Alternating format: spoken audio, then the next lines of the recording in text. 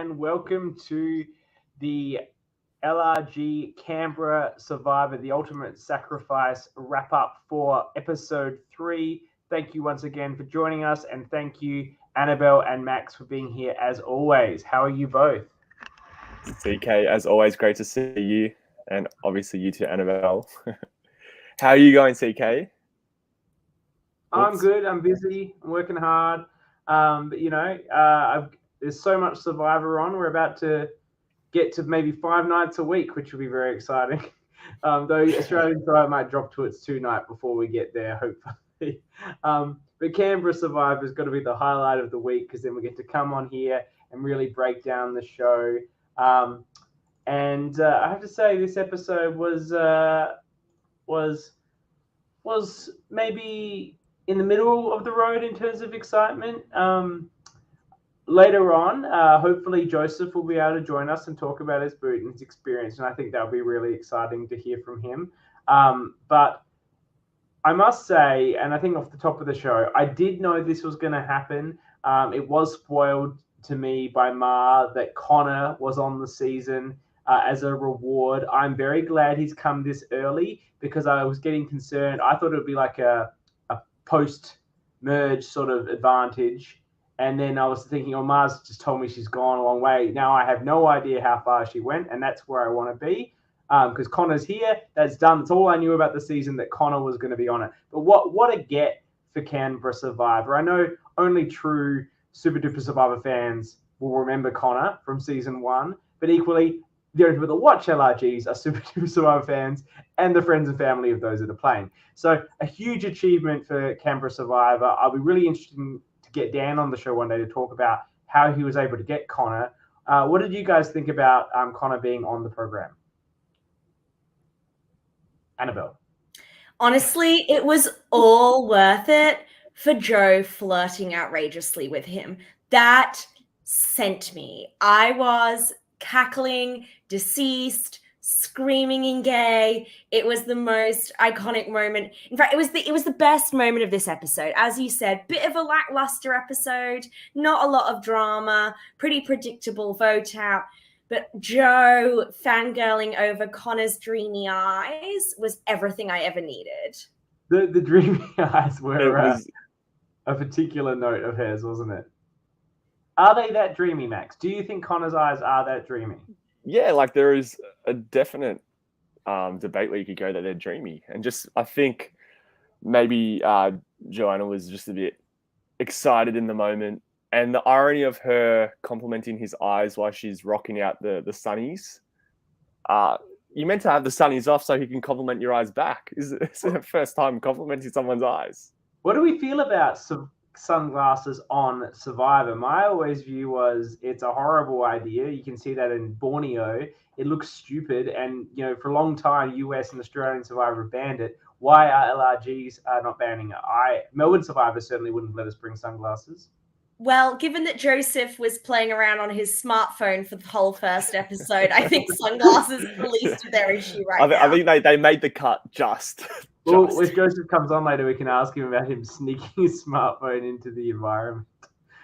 Look, it's a huge get to have Connor there because it actually is a real reward. Like, you don't really care about sandwiches, particularly when you're a couple of hours into the game. Who cares? But everyone there is a super fan, and some aren't, but the one most are. And to meet someone that actually been on Survivor, I once paid like a stupid amount of money to have like a 10-minute Zoom for charity with Benji, which ended up turning to be like, even though it was actually 10 minutes, we ended up speaking for like an hour plus, which was really great. But that's the sort of lengths that Survivor fans do go to interact with these people. Of course, Annabelle doesn't pay people. She just makes friends with them all on Twitter. But we can't all forget my amazing relationship with Chappies, for those that are aware, because we're friends on Facebook and chat in Messenger. But regardless, not everyone has the charisma and appeal that Annabelle and I have to make friends with these Survivor players outside of the game and outside of avenues provided them. So a huge advantage, and I really commend them for doing it. I love that it only took us 5 minutes to make a jab at Max today. I think that's the longest we've ever successfully gone. I could feel there was a lot of hesitation, and you're waiting for me to kind of answer first, which was a shock to me. So I don't know. It kind of brought me out of my comfort zone. I'm not sure if I like it. I like when I'm the yuppie of the group and I just got to stay in my zone, and I like my zone. I like where I'm at. What was the jab that Max doesn't know Survivor people? He doesn't have the charisma to know Survivor. Well, you were people. saying not everybody, like myself and Annabelle, not everyone has the charm and charisma. Max. Well, I put it to you, Max. Are you friends with an actual person that's been on Survivor? Yeah, No I know. one cares about the conversation. Well, I was just gonna name drop Boston Rob, but all right, CK, if you want to go there. Clearly, I'm tight with heaps of the US version players. Sorry, interrupted your answer. I can't wait till we get you on this show, John. You're going to get bullied to hell. I mean, surely we're only 2 weeks away from that. Any minute now. And I don't need Grace to tell me I'm a bully. I'm a proud bully. John is so far up James Wolfe's ass that he's not going anywhere in this situation. We're going to see John on this show for a long time. Well, speaking now that John's watching, I love he's part of the Mean Girls posse, and that is who was it with? It was with Mel and Haley. So yeah, so Mel. That would be John is playing as Amanda Siegfried. Is that how you say her last name? As I think it's not raining right now. And then Haley is the Regina George of the group, apparently. Who's Mel? Mel is Christina Applegate in blackface. Okay. Yes. Mel's here. I haven't seen Mean Girls. Bit of a deficiency on my videography, I must say. So we've gone into this episode, and it started with obviously. I believe I wasn't drunk for this. I've been very, very tired. Now did we start with a orange powwow, or did we go straight to the purple? No, we started with the purple consequence. The meditation. No, the meditation and stretching from the one other Mr. James powwow. Wolf. That's was the method. From this is the editing method of this season. Winning tribe powwow and then consequence of vote is how they seem to approach the edit of each episode. So yes, they had the meditation.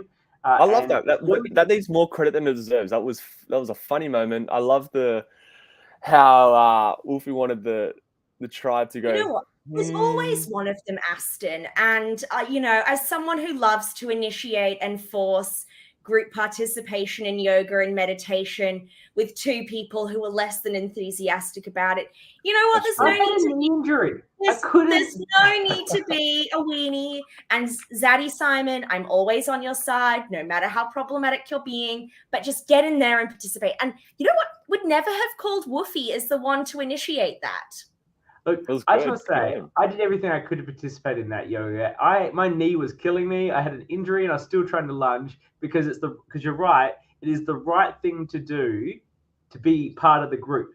It's the one that stands out, that's left out in the cold in these early Survivor episodes. So you don't want to do that. But I also, full credit to Zaddy Simon for just being, I'm not participating in your new age bullshit, which I'm sure was how he thought about the circumstance. CK, in fairness, he was probably injured as well. Let's be fair. Clearly, the two old people, you and on our tribe and Simon on Winu, were just back's gone, can't bend down. Absolutely. Zaddy Simon's giving big back problem energy. Yeah, because he's carrying this tribe on his back.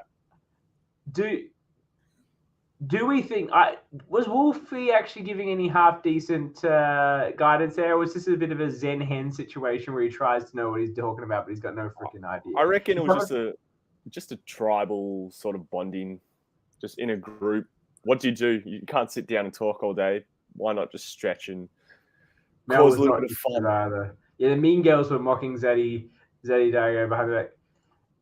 We just talked about the yoga that we did. Or maybe you just joined us. Welcome, Ma. Welcome, Ma. I was just saying that I believe it was Rosie and I who aggressively initiated and enforced that.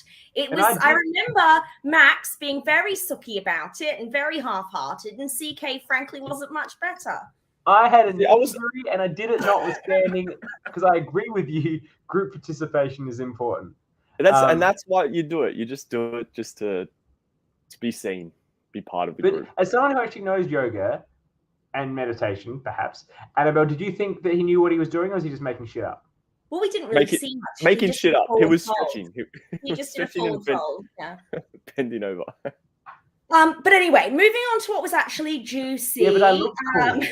I looked cool, Ma. That was the purpose. Oh my God, CK is the best. So we're over at Kubadang. We're getting the fallout from the tribal council, in which other than Joe, who voted for Nick, Joe and Grace, everybody else voted out Grace. So Joe and Grace voted for Nick, sorry. Now, Joe had told Nick ahead of time that she was going to vote for him and does put his name down. Nick tells us... Yes. Nick is apparently fine with this. Yes. Ma tells us he's fuming, he's seething, he's absolutely outraged. And we have Nick in confessional telling us that Joe putting down his name and telling him about it is an amazing sign that she wants to work with him just like everybody else on the tribe, and that she has a lot of respect for him. So I think maybe Nick is doing a better job of seething to Ma than we're seeing, but he doesn't seem to be that pissed off about it to me. Yeah, what's going on there? Like, is Ma just reading him and saying he's not being truthful about how he feels about this? I know this guy. This guy cannot handle the fact that he got a vote for him and he's spinning off this planet, but he's just trying to keep it together. But why lie to confessional? I guess sometimes you've got to convince yourself of what you believe to not actually just fall completely apart. Yes. Yes. Look, I think he also probably thinks that Joe's irrelevant, and so he's like, "What do I care if you're voting for me?" But I feel like at this point now, I feel like the two tribes have their, I guess that the individuals know who they want to work with within their alliances and their number ones. It's kind of at that stage now, and I feel like you're right. Nick would be comfortable within his group at the moment, and yeah, sorry. And look, Joe's at the bottom of the totem pole, and it actually, well, okay, you don't agree, but and we'll hear what you think, who you think's at the bottom of the totem pole. But number one, Ma is looking after Nick, and Ma's at the top of the totem pole. So I think that, regardless, he's going to be fine. But the fact is, he now has a name he can target. Like, it's very difficult, as we all know, in these early parts of the game, if they go to tribal again, to throw out a name. But he can actually throw out a name. He's like, look, I understand Joe's reasons, but I want her to vote for her and see her gone because she voted for me. Like, it's an easy target. However, you will make it a Nick versus Joe situation, and you need to be comfortable that you would get the votes on that, which I think he would. But do you disagree, Annabelle? I don't disagree. I just think the hierarchy in Kubadang isn't as obvious to us yet as the one in Winyu, where it's very clear. So there's a couple of conversations we hear from Ma.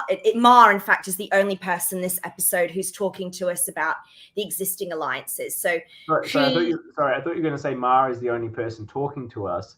Give it full stop. Given the incredible amount of airtime she gets in every single episode. She is the George of Canberra Survivor. I haven't done a confessional account, but it would be way up there. Well, she's serving. She gives good confessionals. Her name's Ma, not Mal, so why does she care? You are the star, and we're not just saying that because you're here and we know you. You actually are the star of this season. It's brilliant. So Ma tells us at the start of the episode that she's still coming for Malcolm via Joe. And we get a little bit more information about this just jumping forward when she's talking to Connor. And to Connor, she outlines where she thinks the alliances are. She says that the official, we've shook hands on it, alliance is herself and Nick with Malcolm. Let me just double check that. There was somebody else as well in that. So it's, and Sophie, okay? But she says that Malcolm and Sophie actually have a side thing going on with Joe, and that she believes, prefer Joe over her. So she has made sure that she has a side thing going on with Michael and Banfield. Now, Connor's advice to her is, babe, pick a side or everyone's going to hate you. So she'll presumably try and pull Nick into the Michael Banfield side of things. But to me, that says that Joe's not on the bottom. Joe might be on the bottom of Mars' friendship list, but Joe certainly sits above Michael Banfield and Ma in the eyes of Malcolm and potentially Sophie. Can we just say, should we be taking sorry, Miles got a contribution here. Michael is her side bitch number one. Good inside information. Is Connor's advice worth taking? Let's be real. The guy played Australian Survivor. All the compliments I said about getting him. Australian Survivor 1, where poor Nick Adenza was labelled as the snake because dare he try and play the game. And Connor wasn't exactly fighting that narrative spun by Lee or Sam Webb, who just finally worked out what it was like to play the game 2 minutes ago on Australian Survivor 8. Is this advice actually the best advice for a hyper-competitive LRG-style format where many of the people there are big gamers? What do you think? I was giving him nothing. Max, we don't care about your opinion. Let's go to mine. Fine. I had notes on that, but I'll just That's my favorite part. As there was Joe flirting with him, and then Ma not even shaking his hand or giving him a hug, hello. Like Ma not really engaging with Connor in conversation that we saw on screen. It was iconic. Ma clearly felt the same as you, CK, because she certainly didn't feel like she needed a lot of advice from Connor. I wonder if she knew who he was. Like, she may not have seen Australian Survivor 1. Like, I know she's a big Survivor fan, but she may not have even been living in Australia when that happened. I don't know. When did she move to Australia? She does know Connor. They apparently have a mutual friend in common they gossiped about. Oh, really? Why didn't that make the edit? Mate. So I'm just doing a waving thing to get my lights back on. Anyway, Max, you can express your opinion now. No, I was going to say, it's more so the novelty of having... You are super fab, and I know you meant fan. But you didn't come across as a fan. Ma, as we said on the show before, loves to play it cool, loves not to show you what she's really thinking. She did the same thing with Connor. She was such in the game mode, she just didn't freak out for him. Sorry, Max. We interrupted you. We shouldn't. We never do that. So it's just a one-time. This is as a one-off. I'll let it go. No, just the novelty of having an ex-Survivor contestant on a fan-made version of the show is obviously a big thing. And the first of what we've seen so far, and it's really just a cool way to pave the way for potential future seasons, bringing in someone from a previous season that was obviously shown on TV, and that's great for the super fans and for people watching. John is also into the eyes. Apparently the eyes are very dreamy. Well, why don't we jump? We're jumping around a bit, but why don't we jump to the ultimate sacrifice? We normally do a little bit more there, but we're talking about Connor at the ultimate sacrifice. Can we do the challenge first? Because that's it with Kuberang. Nothing else interesting happens there. I think we can zhoosh that up and then do the challenge and then the ultimate sacrifice. By the way, Max, that's your allocated speaking time for the podcast. Over, you get another line. So my 30 seconds is up. I can't really talk about the challenge now, unfortunately. But in saying that, this challenge is pretty straightforward. We had the beanbags thrown into the buckets, then a custom... We want just more on Connor. Dom thinks he's just fine. But we all know what we think about Dom, so, He's making another... I feel like Dom gets more airtime than I do on this podcast. But anyway. Look, Dom can't judge a foot in a ring, so let's not judge his opinion value his opinion on Connor. Sorry, Max. How did you rate this challenge? The biggest I feel like the biggest takeaway was when you definitely put up the wrong person catching the beanbags. It should have been James. No offense to Joseph, but it was very evident that he was... Warm Max take. Yeah, it's a hot take. No, it was very, very obvious that he was struggling. And then, if you want to nitpick even more, even though it's great, you got to have... I think James should have been catching.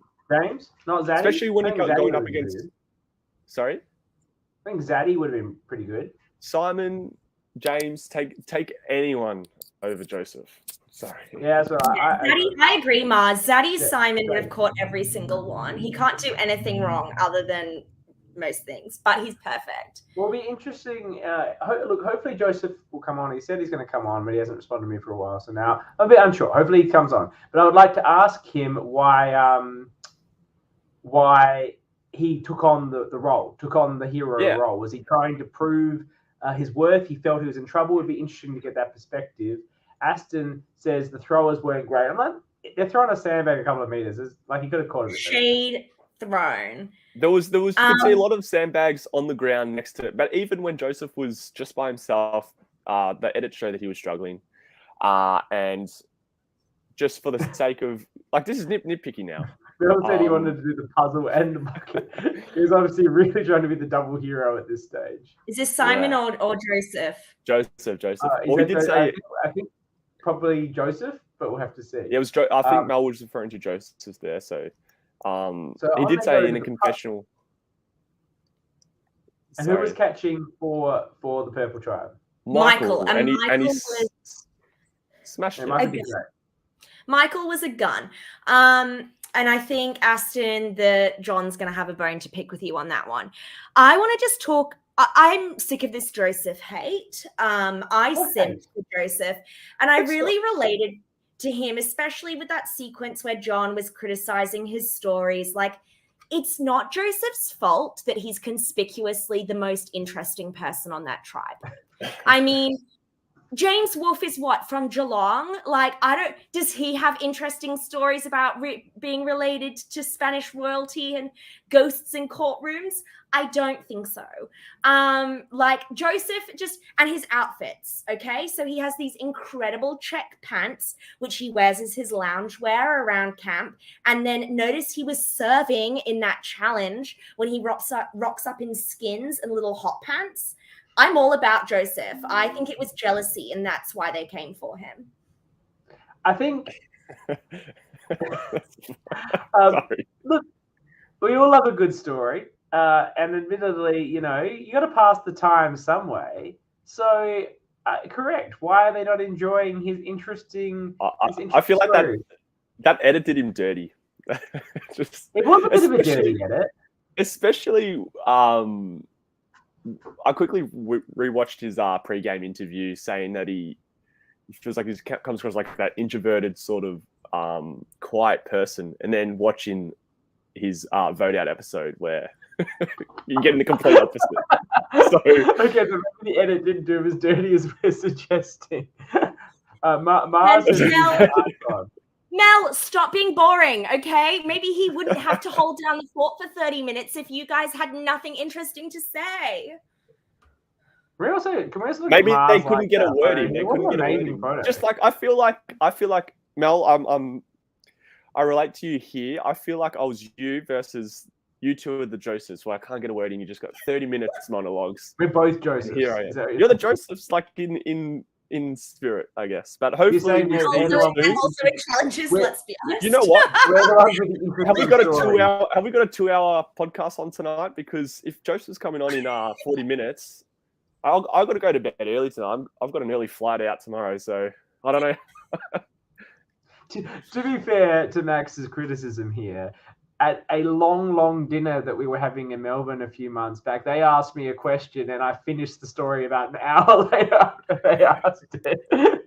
You regurgitated your best man speech word for word for someone we didn't even know or had heard of before, okay? At least Joseph was concocting his wild Coach Wade stories about European royalty. I'm here for it. That was the best speech I've ever given, and it was 10 years ago. I still remember word for word. All right, you start. Let's hear it again. All right, no, let's not. Okay, so I also, the other thing I really need to talk about in this challenge was Joe's puzzle technique. So, I mean, filling out the word survivor, yes, sure. Joe was not doing the edge pieces. I mean, what is with that? Max and I were watching for the first time together, and I was having a conniption, just stressing she hadn't found the edge pieces. What is that? The corners, then the edges. Yes. Not rocket science. It's true, but this was a puzzle where a lot of the edge pieces were just white, just blank. Yes, but it was also this smaller than a postcard. There weren't that many white ones. I was watching. A bigger puzzle. if we're nitpicking, yes, the puzzle could have been bigger, and I'm not sure if it was just me watching them do that puzzle on that crate. I was scared the pieces were going to fall through. Oh no, that was a good strategy. I think they were supposed to do it on that little block, which made it even harder. And then they said, "Nah, I'm going to do it on the crate," which gave me more room to like put pieces around. Because if you put it on that little block, it was only going to fit fully on that little block, which gave you no room to work. And I think that the block was the the box of the puzzle. Maybe, possibly. But I think it was the intent that you were supposed to do it on the block. But you're right. Joe almost cost them the challenge, notwithstanding how far back and how much of a lead they had. They were trying to, so Mel says they were trying to get them to use one of the buffs so it wouldn't fall down the crate. That's very smart. But Malcolm had to step in. Why was Malcolm not doing this in the first place? Doesn't he run a game store? Well, as we know, in his pre-game interviews, he loves making his own puzzles, doing puzzles. I feel like he's just trying to hide his threat level in terms of puzzle strategy this early in the game. Yeah, and look, it's good advice to not take the hero role. You stuff it up, then you're the one who's just a target. There's not clear targets in the game. So, yes, he runs his own Survivor Game Days, does Malcolm. So I understand that strategy, and I think it's a very smart strategy. But equally, when you see someone floundering as bad as Joe was, if you can do a puzzle, it's important just to step in there and help out for your tribe. Because to be honest, you get a good outcome there because either you get in and you save the day, or you don't succeed. But it's like, well, it wasn't really my fault. Like, she was stuffing it up for 10 minutes and I just did my best, but it was already gone by then. Like you're sort of doing the hero role without the cost by doing the jump in if you don't leave it too late. It's a good little strategy for future budding Survivor players from my playbook. There's a gift to all of you from my very successful playbook. Thanks, CK. I'll keep that one in mind. Yeah. I'll be sure to write that one down as well. I have a wonderful playbook. I just do very poorly at implementing it. Okay. All right. Well, moving on on that note, let's move on to the sacrifice. So Zaddy and Ma go. Zaddy and Ma rock up. Zaddy gives Connor a very manly handshake. Ma tells Connor to fuck off. Zaddy has no idea who Connor is. Let's get this right. Who the fuck are you? We love. Okay. So Ma is the person who's going to get an advantage. And I just want to talk about this for a second. Oh, can we talk about where Ma tries to she thinks she can make Simon just give it up. So, so you don't want the advantage, do you? You just give me advantage. He's like, no, I want the advantage, Simon. I think she have a chance of getting him just to walk off. The way he says things as well, she's like, but if you're comfortable, then you don't need it. He goes, I am comfortable and I am going to go for the sacrifice. And I'm like, yes, Daddy, you tell her.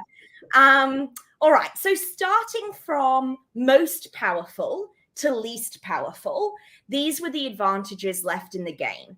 We've got most powerful, an expiring idol, which is valid for 3 votes. We've got safety without power.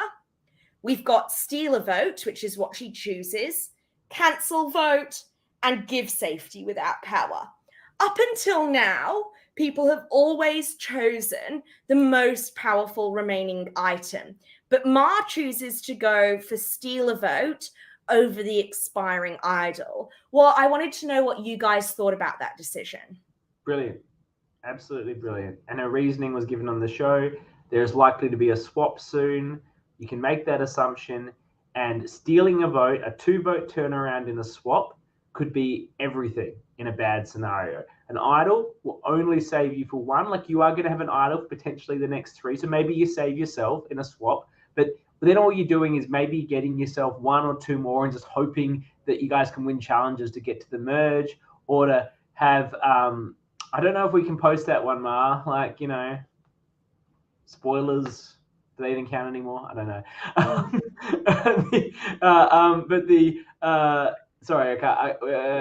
NDAs. So you were saying, yeah, I kind of think, okay, sorry, Max, you can have your allocated 30-second talking time. It starts now. It was a good call going for and as Ma said in her confessional, it changes the deadlock in her favor. So no new hot takes here. It's just it's a smart choice. I agree, and I think that while it was branded as a mid-tier with a lower sacrifice, I do agree with you both and with Ma that it probably is more powerful at this point than an expiring idol, because idols are already quite situational in that you need to know who's going home, but it's also only valid for 3 votes, whereas that stealer vote is presumably valid until final 5. Yes, right. Yes. It's a swap advantage, or if it's not needed, because maybe she gets the right numbers in a swap, then it's great in merge. I'd also make the point that if it is used in a swap, it's a great opportunity to really bond with the people that are there from your tribe that you're trying to make a move with. Like, let's say you're down in numbers and everyone's so despondent because we've swapped into a bad number situation here, and it's like, don't worry, I've got a stealer vote. We can take one of their votes. We're going to take control of this, and all of us are going to go through to the merge. That's like, oh great, we can do this together. She's got an advantage that we can all really work with and be happy with. And when she's got her disadvantages from the ultimate sacrifice, it's fine, because the advantage actually she can tell people about, and it's a benefit. And then you build that alliance, you build those relationships. Whereas an idol, it's like, I got an idol, I can probably save one of us. And if you're not that person, you're like, well, that's great. Like, are you going to play it on me? Maybe, if you know it's definitely me, but the other tribe won't be that stupid. So to let you know that, so great. Like, wow. An amazing opportunity to get. And what was her disadvantage, to put into the comparison? So from memory, it was her tribe in the next challenge is going to be punished, or they're going to have a disadvantage in the challenge. In the next challenge. One challenge. So either if it was individual, it would be her disadvantaged, or if it was at the stage of the game where they're in tribes, the tribe. But it would only be for one. So it was a very minor disadvantage. But for such what we have agreed on being a powerful advantage to have, the consequences versus what we've seen thus far in the last couple episodes is by far the best outcome. Yes, she couldn't get away lying to her tribe about that she did take something at the ultimate sacrifice, because it's going to be very obvious that there's going to be a disadvantage in the next immunity challenge. But given the severity of her disadvantage, it's not really impacting her necessarily. It's in terms of like going on for further tribals, you can get away with it, and I'm sure she can perform well in the next challenge and make up for that disadvantage too, so to speak. So with that in mind, and what we've discussed about how you could use the stealer vote to benefit a group of your tribe, would the best play here be to tell everyone what you got and what's going to happen and why you got it and how you think that's going to advantage the group? If you're looking, Annabel. You just spoke, Max. So I thought I'd do it Annabel. I made you laugh. Wasn't that my gig the last couple of weeks? No. Absolutely. What do you think, Annabel? Is that the right move or not? Annabel, go. This is bullshit. I don't really have any hot takes. I mean, Ma says she's going to go back and say and talk to Nick and Michael about it, which to me says very firmly that that's her real alliance, right? Nick, Michael Banfield, not Sophie Malcolm. They're all too scared of Sophie. That's why she's not in the real thing. So as a player, they think she's very threatening. Yes. Yes. So I think that, I mean, you know, Sophie's gone from being Mars number 1 in episode 1 down to kind of on the outs. But so I think I think it's whatever Nick and Michael are going to get on board with, because ultimately, if things get spicy between their faction and the Malcolm faction, maybe we don't want them to know what she's got. Are we ready to move back to Win You yet? I would like to know from the people that are watching. I'm still trying to figure out the mechanics of the ultimate sacrifice. So from the players that are with us today, if they could let me know and the audience know, are the items that have been taken from the ultimate sacrifice still visible on the menu when you get there? So do you know, hey, there was a super idol, someone's got it? Because no one's really talking about how there's a super idol in the game. Like, no one's talking about that. So, you think someone would be mentioning this? Zaddy Simon said aloud when reading the piece of paper to Connor and Ma, idol, super idol. So I don't know that Zaddy Simon knows that what's gone, but certainly I think that if you ask for it, as Mel says, if you're one of the people who gets to choose an advantage, then you will know what is there to choose from. Meanwhile, you will also know what's in the game. Zaddy's like, what's a super idol? They haven't seen a super idol for like, years in Survivor. Yes, everyone's going to see us. So thank you, cast. Thank you very much. Well, I'm just bemused, and maybe it's just like in the edit, but no one's talking about, hey, someone's got a super idol, and it's probably Mel. Let's be real, because who wouldn't take that first? Wouldn't you be freaking out if you? We didn't get a confessional from Ma having a meltdown over the super idol, unless Ma perhaps just didn't ask. Of course you're going to ask. Like, it's such a huge threat to anyone in the game. Okay. So to the Winyu tribe. Do I sound like I'm underwater, do I? You don't have the most amazing audio today, but I wasn't going to comment on it. Maybe, look, sorry, Benno. Normally I have my quality microphone at my home studio, but I am coming live from my office because I'm a very busy corporate lawyer in a top 7 Australian law firm.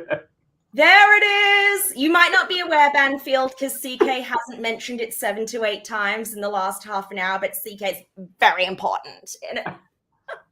There's some background for that. As I've mentioned for another podcast, on Melbourne Survivor, I told everyone I was a musician. You can see the instruments behind me, and not a lawyer. And then I revealed at a certain point, post-game, that I was not that, and no one really cared. And I revealed it in a bit of a silly way by saying that I was a partner in a top 7 law firm, which is a really random sort of number to pick, but it's the truth. But it's a bit of a dumb thing to say. And Annabelle never let me forget it, despite how much she loves me. I'm sure you brought it up more than that once. All right. Speaking of things that get brought up more than once, I want to talk about Mel's signature hot take. So Mel's signature hot take is that the sneaky men on her tribe are a lot smarter than they're revealing. So early in the episode, Mel reveals to us that while she likes James, James is a lot smarter than he's revealing in a confessional. Later on, Mel is having a conversation with somebody else, or is in a confessional again, and says she really likes Haley, confirming the Mel, John, Haley, Mean Girls alliance. But then Mel goes on to say, that said, John, a lot smarter than he's revealing. So what do we think? Do we think John is trying to play dumb? I certainly don't get the impression that Woofy's trying to fly under the radar at the moment.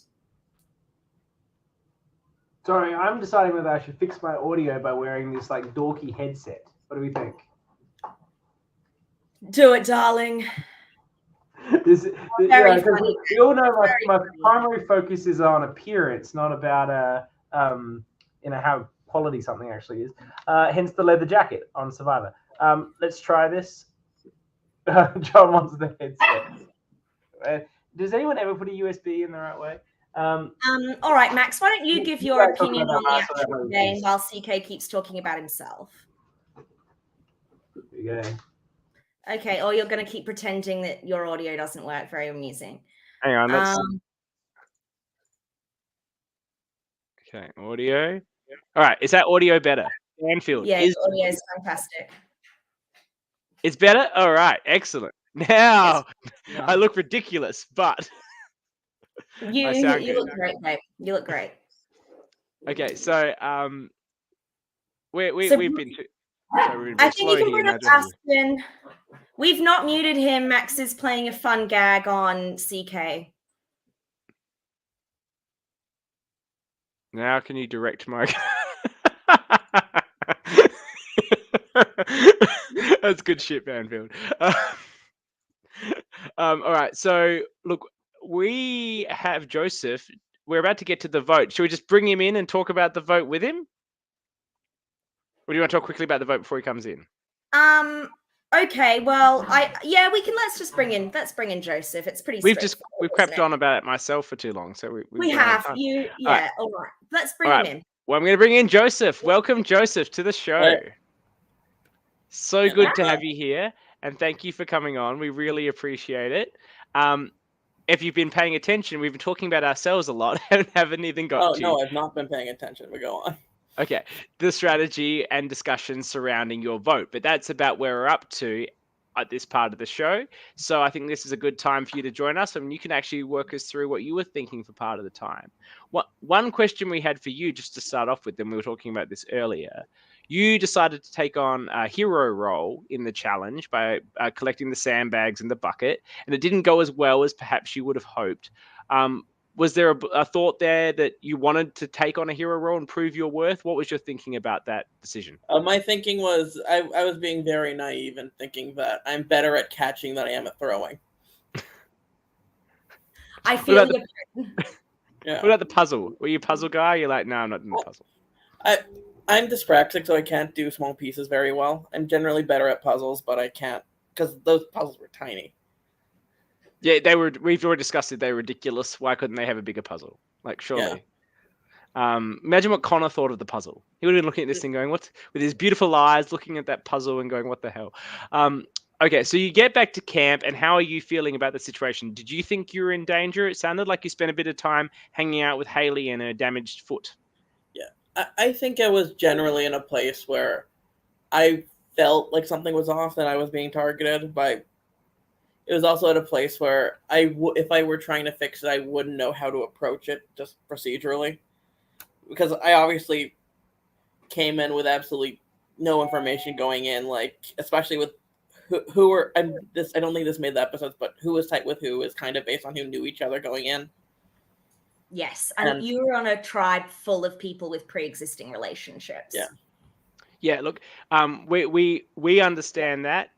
I don't tell everyone who we are, and we kind of assume people watch us week to week, so we have to repeat this a bit sometimes. But the three of us played on a season of Melbourne Survivor that hasn't aired yet, and there were people on that season that knew each other as well. But I was someone there. I came from interstate. I didn't know anybody. Max was in the same boat, and I don't think you knew anyone other than someone you brought. But there were a lot of relationships there, and it makes it very difficult. So we fully understand your position. So I was very much, especially because like I think I was trying to vote for Mel, who if I only knew that the entire tribe knew that she had a super idol. So she told everyone. So did everybody else know about the super idol? I'm not sure if they knew this fully at the time, but from my understanding, she told James, and it went around through there, or told maybe Haley, someone like that. It's a year ago. I don't really remember. Yeah. We love that. So Haley hurt her foot at some point, or it got worse, and then she was sitting there on the mat, and you were there with her, comforting her, telling her all your amazing stories. We were talking about that earlier. We love your stories, by the way. Okay. I don't know what's made the edit. I can't watch anything which I lose. Oh, you haven't watched it? I don't watch anything when I get voted out. Okay, so there was a moment where they sort of made fun of you a little bit by flagging that you had all these really great sort of Coach Wade-esque style stories about ghosts and being related to Spanish royal family, and John had a bit of a nasty confessional about it that we spoke about. That's exaggerating things. That's so exaggerating things. You'd have to watch the episode. It's not like that at all, Joseph. They kind of do like a time lapse of you telling these super iconic stories. This is why they were amazing. We love the stories. I think people were coming for you because they were jealous you were more interesting than them. Yeah, exactly. That's why I was voted out. Annabelle's very triggered by this. Incredibly triggered. I'm incredibly triggered by your vote out. I'm sorry, Joseph. No. Best dressed, most interesting, has an accent. People can't handle it. Exactly. Yeah. I love the accent. Okay, Max. You're on mute, Max. Max is actually muted at this point. I thought that this was a running gag. I haven't muted him. He's having his own tech issues. Max, we've not been able to hear you for about 15 minutes. I thought that you were trying to troll CK. I just assumed he had nothing to add. Can you hear me? Yes, we can hear you. Now we can. I've been speaking for so long. I know. I'm just so used to like the things that I say going unanswered that I just continued, not realizing that there was a problem. Our mate Bano has suggested, didn't John and James arrive at the location in the same car? I don't know if that's true, but I know John was coming there to crew and was a replacement for someone that wasn't there. Yeah.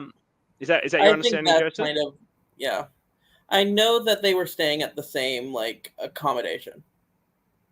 And look, without being uber critical for Canberra Survivor, if two people arrived in the same car and there was a dropout, I'd probably switch it up and put them on a different drive. But anyway, the defense is coming here. Bamo's being thrown out. So, all right. But James Wolfe knew Mel, Anna, and Nick on the other tribe. Yeah. So we do understand how that was for you. Who did you vote for? Who did Joseph vote for in this? Do you recall? So I wanted to bring this up. I think I voted for Mel, but I don't remember. No, you voted for Simon. For Simon. I voted for Simon. For Zaddy. I found this to be one of the best voting confessionals I've seen, and I wrote it down because it just made me laugh so much. I wish I had a witty line or something to say, but it was so iconic. You were so good in the confessionals. Is he frozen or is he just in a state of shock about he can't remember what he said? I think frozen. Frozen. But Joseph had some amazing confessionals, and that voting confessional was great. Hopefully he comes back. And it just suits so well to his just character of just not really caring. Like, and he said that in his pre-game interview where he's just he hates tryhards and he loves getting through, trying to do the least work, like the bare minimum. And Joseph, I was just talking about your voting confessional and how good it was, and just like the whole your approach to the game and how, and even life, and like you just hearing about the countries that you've been to and the countries you lived in.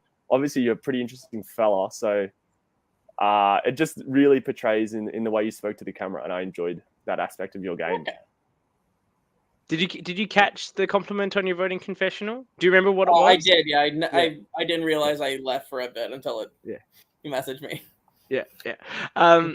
Like it was actually really good, and it's really hard to come up with funny things to say in that environment. But do you recall why you decided to target Simon?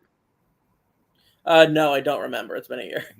Okay. That was what the group was discussing, CK, before they decided to blindside. Yeah, so the idea was to split the vote. So John, James, and Joseph have a conversation about splitting the votes between Mel and Simon. I think it's actually, it's John who brings Simon's name up. And Joseph says, I don't really care which one of them goes. Same to me. But Joseph says that the three of us should be the ones who put our votes on Simon. So that's why I think, Joseph, you put your vote there. Not to tell you what your game was, but I am. And I Joseph also clearly blocked out the whole situation, so I think we're here to provide that assistance for him. He's clearly not going to watch the season. Thank you for coming on this show, by the way. I'll watch it after I'm out. Well, you're out now, so if you want to, you watch Spoiler alert, you're out. In case you didn't know, in case you blocked that out. Yeah, I was kind of expecting everything to be last week because I thought I was second boot. Oh, babe. Oh, my God. That's because the first Sam left. Is that right? So it was just you and Grace hanging out? No. I was the only pre-merger who was there, though, because I didn't have a ride home. Wow. You're stuck there. But it's stuck around. They all left like as soon as they were voted out? Yeah, they all had spoilers. rides. Okay. No spoilers for the future episodes, please. But they all left. Okay. If someone's like insanely dedicated and tries to figure out the odds of everyone having a ride home, I hope this isn't a spoiler for. Well, no, it's just in experiences that I've seen some pretty fantastic people hang around pretty much the whole time. Like Josh Peterson, who used to host this show before he tapped me on the shoulder from Melbourne Survivor 2, booted first and then spent the whole weekend filming and being part of the crew. And on our season, the first boot did the same. And everyone really appreciated that they're wanting to contribute in that way. So sometimes people do hang around.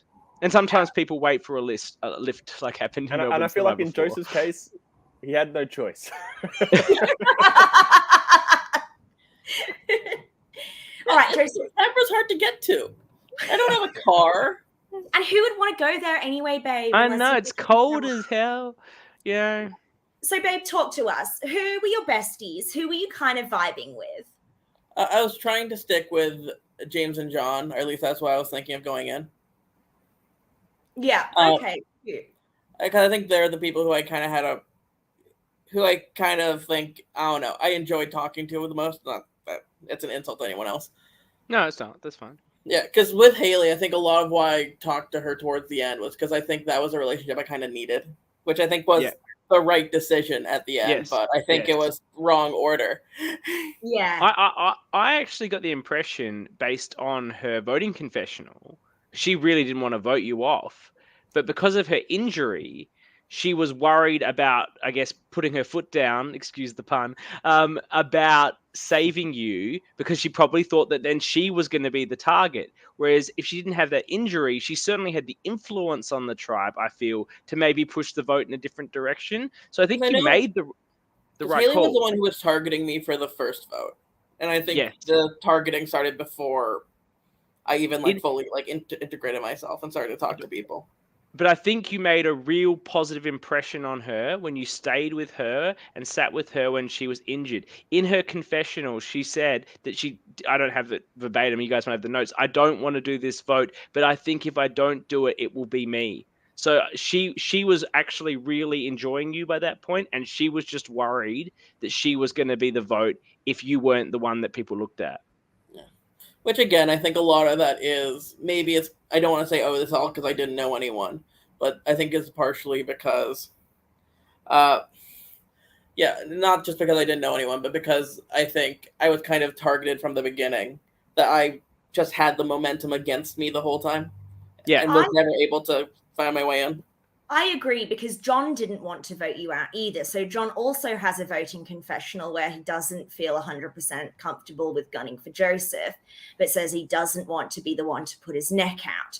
Now, it's actually both James, Wolf, and Mel who are really the main ones who are gunning for Joseph. Wolf says Joseph or Simon, but leaning towards Joseph. And Mel and Wolf have, even though you only say it's one mini Mel, that's better than having never met each other before. I think if you have the choice between somebody who, James, Wolf, and Joseph were in an alliance of sorts, still goes and chooses super idol Mel. It's still like knowing someone, even knowing how they play is knowing of someone is even an advantage over just being this completely unknown, don't want to bring this hard but foreign factor. You're absolutely right, Joseph. Like, a lot of people don't know this, but I won a mini once, and it's the proudest achievement of my life. No one cares! No one cares! But I built relationships just in that I still have to this day. So those are real things. So you're absolutely right. Yes. Well, no one email had the super idol, but this is what I mean. Like, they're not even thinking about flushing it. How does Simon not know you have idol, because I've not seen the episodes and I'm only hearing hearsay from the second day. Okay, so Mel went to the ultimate sacrifice first. She was able to get the advantage as someone was able to get it. She won the rock draw. She took the super idol, and her consequence, her penalty for that was that those 2 votes that you attended, she was going to have 3 votes cast for her by the game. So that's why she had all those extra votes, because she had the super idol. I don't understand how Zaddy Simon is not aware that Mel has the idol, but maybe his lack of fandom is playing against him here. So Zaddy Simon didn't get to ask for the thing. So Zaddy Simon doesn't know what's been taken and what's left in the game. You'd think he'd suspect it. It was Ma who has that knowledge now. Okay. So, if she asked. Zaddy, I want to talk about this actually, Joseph. Maybe you can give us some insight. I think there seems to be quite a firm hierarchy at Win U at the moment. and with Zaddy Simon, the last one in the game without any alliances and very clearly at the bottom now, you're gone. Who did Zaddy Simon seem like he was connecting with, other than me spiritually through the screen a year ahead of time? Like, I assume that, like, maybe this was me at the time just seeing who people were talking to. I think he was talking to Mel a lot, but I think that's more so, I don't want to, these kids are all talking to each other, Yes. these nerdy, children. Yeah, Exactly. Factor. He's a little bit out of his element. Not only is the oldest person there, but the group of kids he's hanging out with here are not the kids he would have hung out with in high school. Yeah. No, T. I did enjoy Simon being the one to speak up at Tribal and tell Haley, don't worry, Haley, you're not the one going home today. You have nothing to prove. Zaddy Simon, who currently has 0 power in this game. But I love his confidence. It's one of his most attractive features. Well, It's even that- It's the straight white male you go, energy of CK. just believing that everyone loves you and that everyone's on your side all the time, as society has conditioned you to believe. This is how we're made to feel, unfortunately, and it's a disadvantage in these forms of games. That's why maybe if you just take the nice approach, CK, and stay in your lane and just do what you're gonna say you're gonna do, things might work out differently. So, Alright, Joseph, so we got- who are you not vibing with? Who did you feel like you knew was not on your side? I know now that Mel thought I voted for them in the first tribal council, and that's partially why they were against me. Oh yeah, no one suspected poor Anna. innocent Anna. Like, she does not give the vibes. And I think she did by mistake. So like, she just doesn't give the vibes. She's been covering it up for episodes and doing a good job of it. I do agree, and I can understand that someone would see that Joseph. I'm sorry, I've been distracted by this comment here by John. What is he talking about?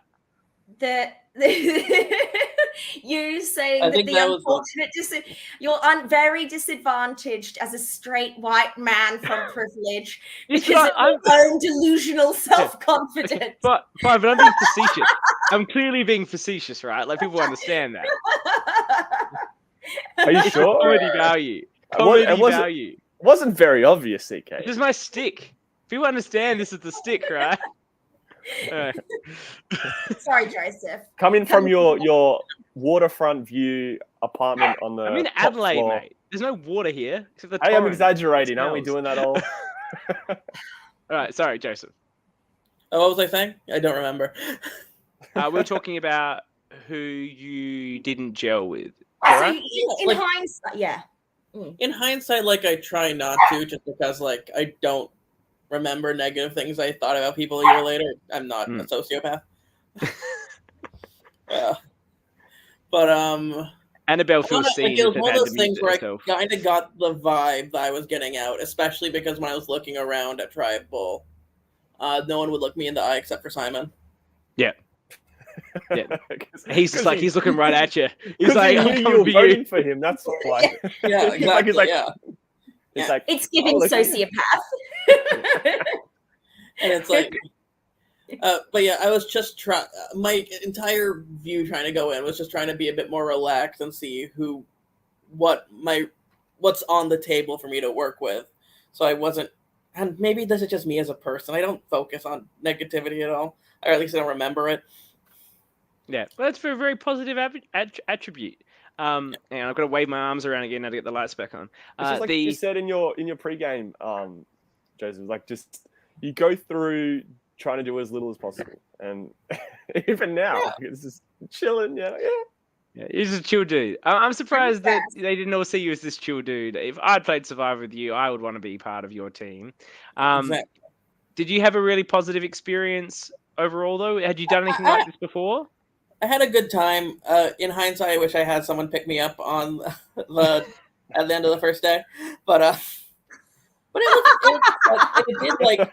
I'm not sure if this is a spoiler, but it rained like shit the second I was voted out. So maybe that was karma coming back at them. That is Yes! karma. Maybe. Absolute Maybe. karma. I also was there, so I didn't get the benefit. Yeah, you were there, but you weren't. You could go under at least a shelter or something, you know. Yeah, but yeah, the crew was very professional. Everyone was nice. Had you done something like this before? And a live game, no. No, just orgs and stuff. Yeah. Yeah. Are you in touch with anyone still? Have you made friends with anyone outside the game? No. I don't really speak to anyone, not out of malice, out of just didn't get really. I was there for 4 or 5 hours a year ago. Yeah. I mean, as I said, babe, you were conspicuously far and ahead the most interesting one there. What could they possibly have to add to a conversation with you? Nothing. Yeah, exactly. Absolutely nothing. I agree. And I want to thank you for taking the time and coming on with us, particularly when you hadn't watched the episode and you sort of have engaged with this for a while. It's really fantastic that you're able to take the time and be here with us. So thank you so much for coming on. And I want to thank all the people watching us today and leaving comments, and the viewers, and also those that watch this later on through the podcasting channel, listening into what they do. Thank you very much for listening to us. It's always great to be a part of this fantastic amateur Survivor community, whether it's watching people play and supporting and commenting or listening to these shows where we talk about it. None of us will ever be on The Real Survivor. Maybe Annabelle. I think Annabelle could be there, but none of us are the real ones. So this is what we get, but it is a wonderful community. So I want to thank everyone that's here, Max and Annabelle and Joseph, for joining us. And of course, everyone watching or listening now or in the future. Thanks everyone. We'll be back next week to talk about Canberra Survivor, of course. We might move to Thursday. Just stay tuned on the socials for the information when it is. Might make it a bit later as well, but we'll see how that goes, and depends on when, of course, the person who gets voted out is available for our show. So thank you again. And you'll have a good week, and make sure you check it out, of course, on Friday, Canberra Survivor episode 4. I'm betting for a swap, but we'll have to see. I'm betting for some rain in the episode. Oh, wait. Next time on, there's no swap. Haley's still injured. Mars' sacrifice derails the tribe, and Sophie finds the rest of the rocks. Coming soon.